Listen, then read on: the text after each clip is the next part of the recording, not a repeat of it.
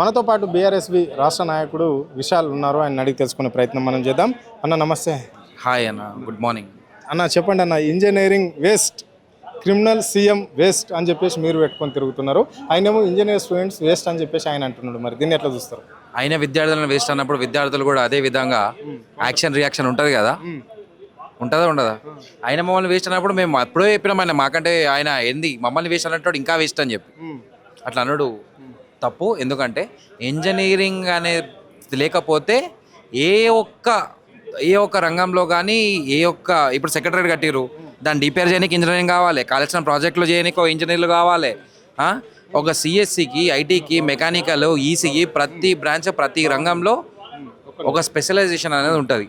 వాళ్ళని వేస్ట్ అనడం నువ్వు పరమ వేస్ట్ అని చెప్పి మేము నిక్కచ్చిగా గట్టిగా సూటిగా చెప్తున్నాం. Revanth Reddy waste CM. దీన్ని మామూలుగా కాదు, ఇంకా కొన్ని వేల మందితోని మేము వేస్ట్ సీఎం అని చెప్పి రోడ్ ఎక్కుతున్నాం. మళ్ళొక ఉద్యమం మా స్టూడెంట్స్తోని చూపిస్తాం. ఇన్ని రోజులు నిరుద్యోగాల రోడ్ ఎక్కితే ఏం చూసిరో, ఇప్పుడు ఇంజనీరింగ్ స్టూడెంట్స్ రోడ్ ఎక్కితే ఏమవుతుందో డ్రోన్లు పెట్టుకొని చూడుర్రి. మా లెక్కని మీరు ఆపలేరు. నెక్స్ట్ అయ్యేది మామూలు కాదు.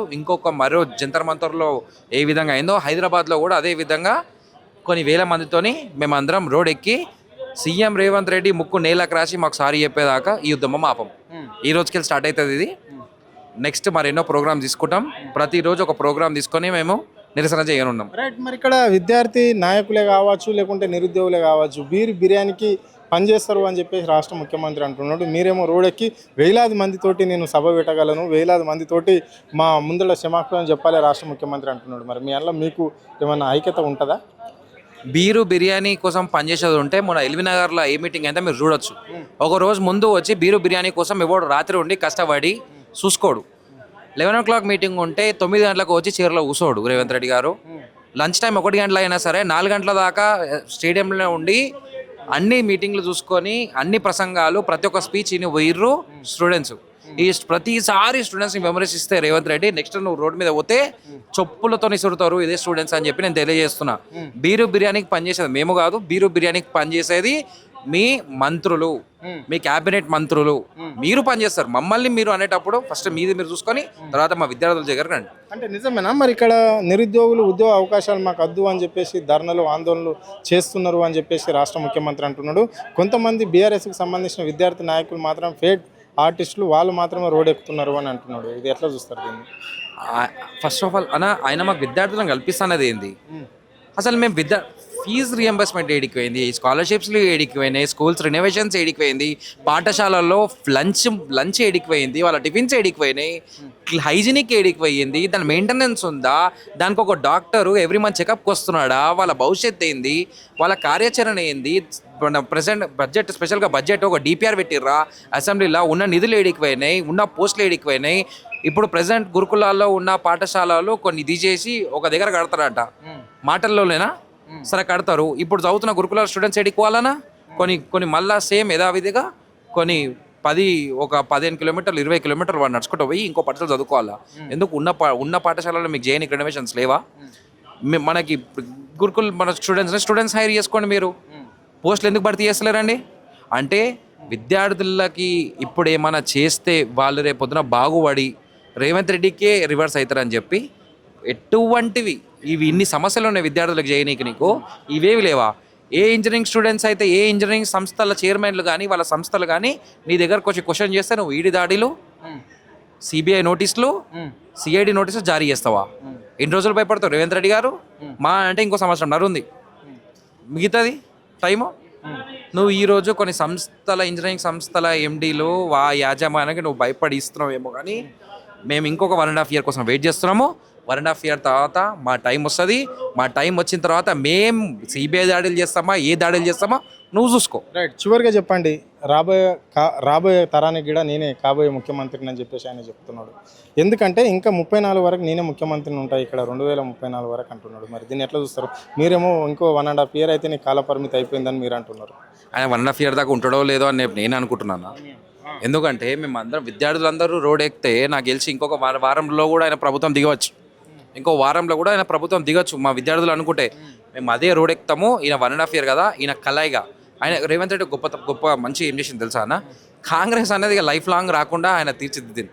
అదొకటి చాలా మంచిగా చేసింది రేవంత్ రెడ్డి. ఇది చేసింది ఏంటంటే కాంగ్రెస్ అనే గవర్నమెంట్ ఇక లైఫ్లో రాదు తెలంగాణలో, అదొకటైనా చేసుకోండి. రైట్. బీఆర్ఎస్వి రాష్ట్ర నాయకుడు నవీన్ కుమార్ మనతో ఉన్నారు, ఆయన అడిగి తెలుసుకునే ప్రయత్నం మనం చేద్దాం. అన్న నమస్తే. నమస్తే అన్న. అన్న చెప్పండి అన్న, Revanth Reddy criminal waste engineering students అని చెప్పేసి అంటున్నాడు, మరి ఈ వాక్యాలను మీరు ఎట్లా చూస్తారు? ఈరోజు రాష్ట్రానికి విద్యనే అభ్యసించని వాడు ఈరోజు రాష్ట్రానికి ముఖ్యమంత్రి అయిండు, విద్యాశాఖ మంత్రి అయిండు. అది మన దౌర్భాగ్యం, మన ప్రజలు చేసుకున్న దౌర్భాగ్యం. ఈరోజు విద్యాశాఖ మంత్రిగా పెట్టుకొని టీచర్ల ముంగట ఇంజనీరింగ్ స్టూడెంట్లను వేస్ట్ అని మాట్లాడుతూ ఉంటాడు. నేను అదే చెప్తున్నా, విద్యను అభ్యసించని వాడు పిచ్చొంచెల రాయి పెడితే రాష్ట్రం ఎలా చిన్నభిన్నమైంది అనేది కూడా రాష్ట్ర ప్రజలంతా కూడా గత 30 నెలల నుంచి చూస్తూ ఉన్నాడు. ఇలా విద్యాశాఖ పైన సమీక్ష చేయడు, ఇలా డైవర్షన్ పాలిటిక్స్ రాష్ట్రంలో.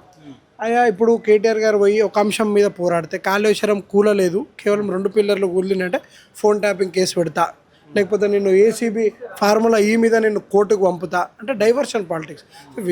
విద్యార్థులంతా కూడా గత 30 నెలల నుంచి కూడా మేము ఫీజు రియంబర్స్మెంట్ మీద పోరాడుతున్నాం. ఇది ఒక మంచి పథకం, గతంలో రాజశేఖర రెడ్డి గారి హయాంలో వచ్చిన పథకాన్ని కేసీఆర్ గారు కూడా దీన్ని ముందుకు కొనసాగిస్తూ ఫీజు రియంబర్స్మెంట్ మీద బలుగుబరిగిన వాళ్ళ విద్యార్థులు బీసీలు ఎస్సీ ఎస్టీలు చదువుకుంటారు కాబట్టి ఆ పథకాన్ని దానికి ఇప్పుడైతే 10,000 కోట్ల అప్పులు ఉన్నాయో ఆ బకాయిలు చెల్లించండి అయ్యా అంటే మీరు ఇంజనీర్లు వేస్ట్ అంటారు. మీరు రాష్ట్రంలో దేశంలో చూస్తూ ఉన్నారు, ప్రతి జిల్లాలో కూడా ఒక జెన్జీ ఉద్యమం జరిగేది. అంటే కేంద్రంలో కూడా ఈరోజు విద్యాశాఖ మంత్రినే రాజీనామా చేసేదాకా వదలలేదు ఈ యువత.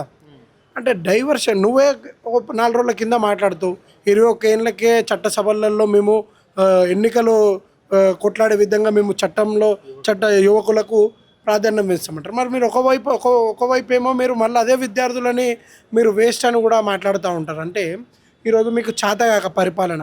ఇలా ఐటీ శాఖ మంత్రి ఉన్నారు దుద్దుల శ్రీధర్ బాబు గారు, ఎక్కడ పోయి ఒక ఇటుక పేర్చి ఏ కంపెనీ తెచ్చిరండి మీరు? గొప్పగా చెప్పుకునే కంపెనీ మేము చెప్తాం, 10 ఏళ్లలో మేము అమెజాన్ తెచ్చినాం, మైక్రోసాఫ్ట్ తెచ్చినాం, ఇలాంటి ఎన్నో దిగ్గజ కంపెనీలన్నీ కూడా ఈరోజు తెలంగాణ వైపు చూసేటట్టు చేసాం. అంటే దిగ్గజలు, ఇతర దేశాల దిగ్గజలు కూడా వచ్చినప్పుడు కూడా మేము ఇండియాలో ఉన్నామా వివిధ దేశాలలో ఉన్నామని ప్రశంసించే విధంగా కూడా మా పాలన నడుస్తే ఈరోజు మీరు ఐటీ శాఖ మంత్రి ఉండి, మీరు శ్రీధర్ బాబు గారు విద్యాశాఖ ముఖ్యమంత్రి దగ్గర ఉండి మీరు చూసినట్టయితే గత ఏడాది కింద అనుకుంటానే సుమారుగా దుద్దుల శ్రీధర్ బాబు గారు డల్లాస్ వెళ్ళినప్పుడు అక్కడ ఇక 1,00,000 ఉద్యోగాలు ప్రైవేట్ రంగంలో వస్తూ ఉన్నాయి, 40,000 కోట్ల పెట్టుబడులు వస్తూ ఉన్నాయి రాష్ట్రంలో అన్నారు.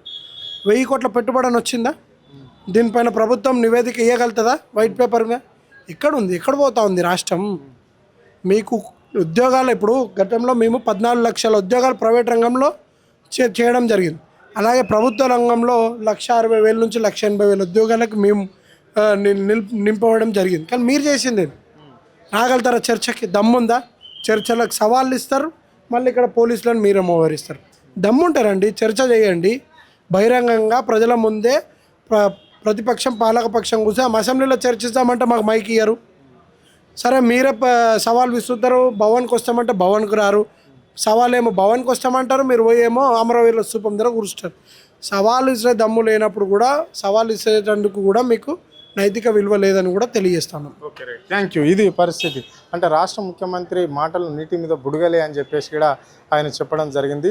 అంటే ఇక్కడ యావత్ ప్రజలకు ఇచ్చిన హామీలు కావచ్చు, విద్యార్థులకు ఇచ్చిన హామీలు కావచ్చు, నిరుద్యోగులకు ఇచ్చిన హామీలు కావచ్చు, ఏ ఒక్కటి కూడా నెరవేర్చే దమ్ము ధైర్యం ఈ రాష్ట్ర ముఖ్యమంత్రికి లేదు.